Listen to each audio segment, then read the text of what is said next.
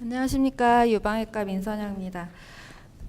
유방암의 조기 진단과 치료에 대해서 제가 주제를 맡았고요. 저는 수술 치료에 대한 내용을 주로 말씀을 드리도록 하겠습니다. 먼저 유방암이 왜 생기고 우리나라에서 유방암이 어떤 현황을 보이고 있고 어떻게 진단이 돼서 어떤 치료들을 하는지를 간단하게 말씀을 드리도록 하겠습니다. 사실 유방암은 아직 원인이 밝혀져 있지는 않습니다. 원인이라고 하면 그런 어떤 원인이 한 가지 있을 때 반드시 병이 생겼을 때 이제 저희가 원인이라고 얘기를 하는데요.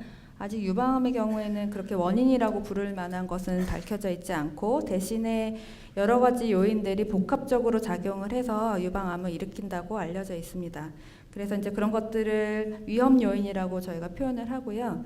대표적인 것은 여성 호르몬인 에스트로겐에 대한 노출 기간이 되겠습니다. 그래서 가장 많이 유방암의 위험도를 증가시키는 요인으로 알려져 있고 연구도 많이 되어 있는 부분이고요. 그래서 여성 호르몬의 노출 기간이 길 수 있는 모든 조건들이 다 위험 인자에 되겠는데요. 이 연구 결과는 우리나라 환자들을 대상으로 그 위험 인자들을 계산을 한 표인데 보시는 것처럼 이른 초경 일 때 이 상대 위험도라고 하는 건 이런 게 없을 때 위험도를 1이라고 했을 때 이런 요인을 갖고 있으면 어느 정도 유방암이 많이 생기는지를 이제 계산한 표가 되겠습니다. 그래서 12세 미만의 이른 초경일 때 한 1.7배 정도 높아지고요. 그다음에 55세 이후에까지 생리가 끊어지지 않는 경우에는 굉장히 좀 넓기는 한데 많게는 6배 정도까지도 유방암의 위험도가 높아지는 것으로 되어 있습니다. 임신 경험이 없거나 이제 30세 이후에 처음으로 만삭 임신을 하는 경우 그런 경우에도 역시 위험 인자가 한 2배에서 4배 정도까지 높아지는 것으로 되어 있고요. 그리고 이제 비만이나 음주도 유방암과 굉장히 밀접한 관계를 갖고 있다고 연구가 되어 있는데요. 여성에서 이제 비만인 경우는 폐경 후에 특히 영향을 미치는 것으로 되어 있습니다. 왜냐하면 이제 폐경 후에는 여성 호르몬을 만드는 곳이 난소가 아니라 이제 대부분의 지방 조직들에서 이제 그 역할을 대신을 하기 때문에 폐경 후에 비만이 되는 경우는 그 에스트로겐에 대한 노출 효과가 더 증가하는 것처럼 계산이 됩니다. 그래서 폐경 전의 비만인 경우보다는 폐경 후 여성에서의 비만이 조금 더 위험 요인이 있다고 알려져 있고요. 음주의 경우도 마찬가지라고 보시면 됩니다. 음주 자체로 그 알코올이 대사되면서 나오는 발암물질도 있지만 알코올에 의해서 여성 호르몬의 분비가 증가된다라는 보고들이 많이 있어서 음주의 경우는 하루에 한 잔, 어떤 술이든 하루에 한 잔 이상 드시는 것은 위험하다고 되어 있습니다. 그렇다면 전 세계적으로 유방암은 워낙 흔한 암이긴 한데 우리나라가 어느 정도 수준인지를 이제 보여드리려고 하는데요. 이거는 2012년에 글로보컨이라고 해서 전 세계에 있는 암을 이렇게 통합해서 통계를 내는 프로그램이 있습니다. 거기서 발표한 내용이고 보시면 이거는 10만 명당, 인구 10만 명당 몇 명의 유방암 환자가 생기는지를 보여주는 건데요. 미국은 10만 명당 92명, 그리고 영국은 95명, 굉장히 많죠. 이쪽 서구 쪽은 아직 유방암이 굉장히 많이 발생을 합니다.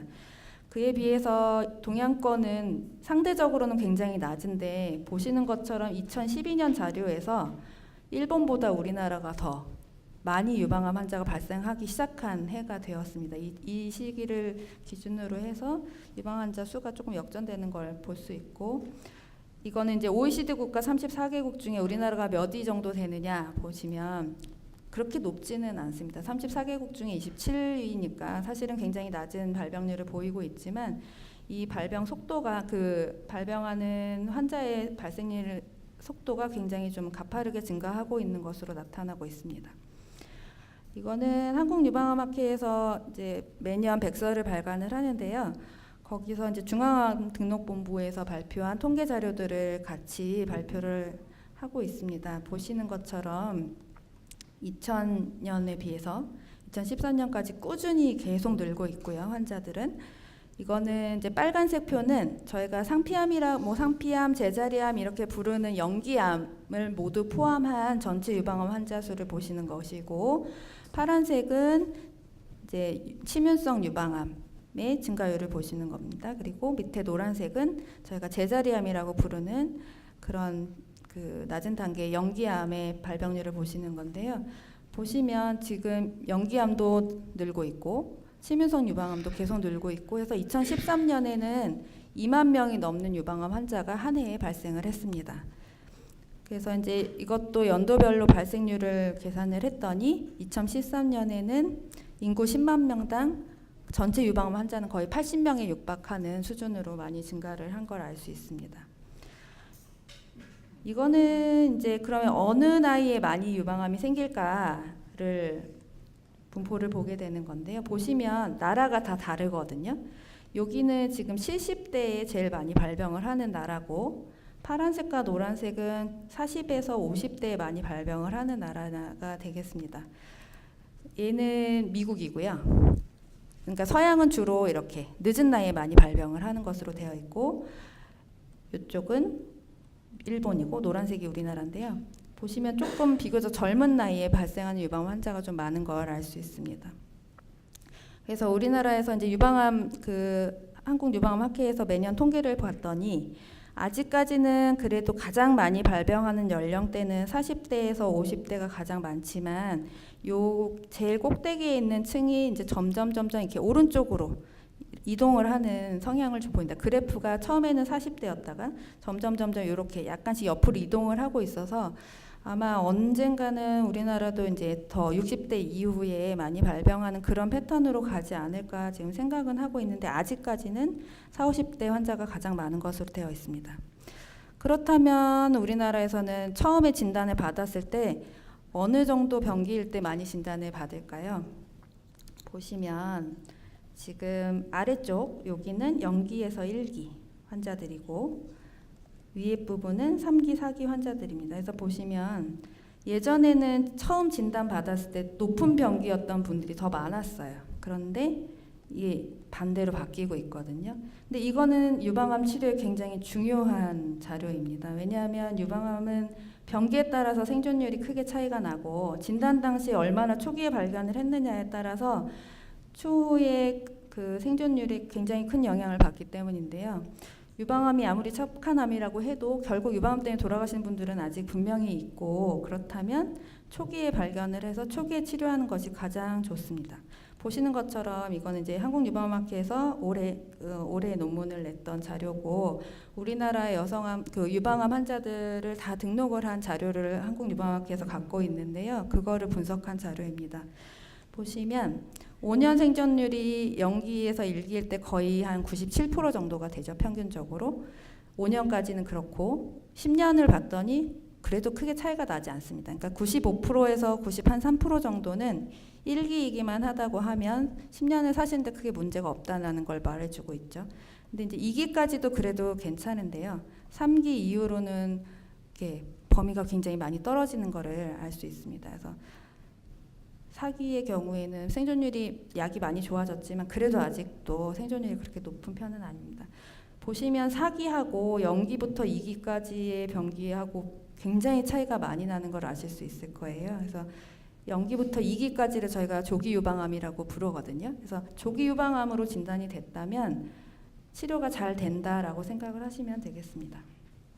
그래서 이제 진단이 가장 중요한데 어떻게 해야 조기에 빨리 찾아낼 수 있을까? 그래서 한국유방암학회에서는 연령별로 조기검진 권고안을 알려드리고 있고요. 보시는 것처럼 30세 이후에는 매월 유방을 자가검진하도록 되어 있고 35세 이후는 의사한테 찾아가서 진찰을 받도록 되어 있고요. 40세 이후에는 이제 나라에서 국가검진으로 임산진찰과 유방 촬영을 제공을 하고 있습니다. 근데 요때부터는 그래도 나라에서 검진이 많이 나오기 때문에 하시는데 그 전에 의사에게 그냥 찾아가서 일부러 진찰을 받으시는 분들은 아직은 그렇게 없는 것 같아요. 그래서 그 국립암센터에 있는 통계하시는 선생님들이 국가암검진 권고안에 따라서 얼마나 검진을 잘 하고 있는지를 이제 조사를 하셨었는데요. 유방암의 경우에는 한 70%에서 60%는 그래도 검진 권고안에 따라서 잘 검진을 하고 계시는 것으로 나타났고 이런 영향으로 조기 발견율이 많이 높아진 것으로 확인이 됐습니다. 유방암은 사실은 진단을 하는 데 있어서 크게 아주 복잡한 검사가 필요하지는 않습니다. 그래서 가장 기본적으로 하는 검사가 유방 촬영술이 있고요. 그리고 선택적으로 하는 유방 초음파 검사가 있습니다. 보시면 이제 환자분들이 이거 가장 싫어하시거든요. 유방 촬영하시는 거를 굉장히 싫어하시는데 유방을 아주 압박을 해서 유방에 있는 조직을 편편하게 편 다음에 검사를 하는 방식이기 때문에 좀 통증도 있고 굉장히 불편한 검사이기는 합니다. 그에 반해서 이제 유방 초음파는 환자분들이 불편한 검사를 받는 사람이 불편한 건 별로 없어요. 그냥 누워서 기다리시면 되니까요. 근데 이제 두 개가 검사를 대체할 수 있는 검사들은 아니고요. 보완하는 검사라고 생각을 하시면 됩니다. 유방 촬영술에서는 작은 덩어리들을 놓칠 수 있는 걸 유방 초음파에서 찾고, 유방 초음파에서는 작은 석회 같은 병변들은 또 안 보일 수 있거든요. 그래서 유방 촬영술을 안 하고 싶다고 얘기하시는 분들도 많이 있는데 그거는 좀 위험한 생각이시고, 두 개를 같이 하시거나 더 맞는 방법으로 검사를 하시는 게 좋겠습니다.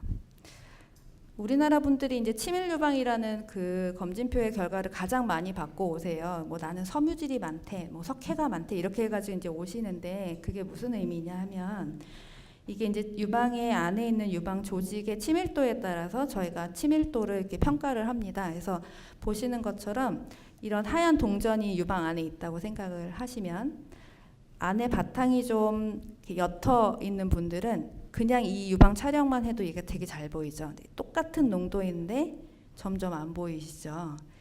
이게 지금 계속 제가 들어가 있는 거거든요.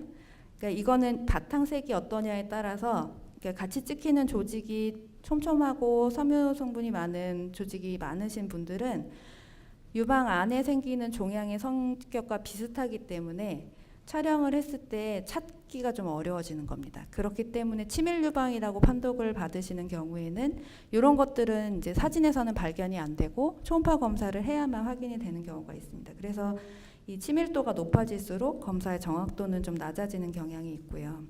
그래서 조직 검사는 이런 종양을 발견을 했을 때 큰 바늘을 이용을 하거나 뭐 마모톰이라는 기계를 이용할 수도 있고, 이렇게 석회 같은 경우는 이런 바늘을 넣어서 수술로 조직 검사를 하기도 합니다.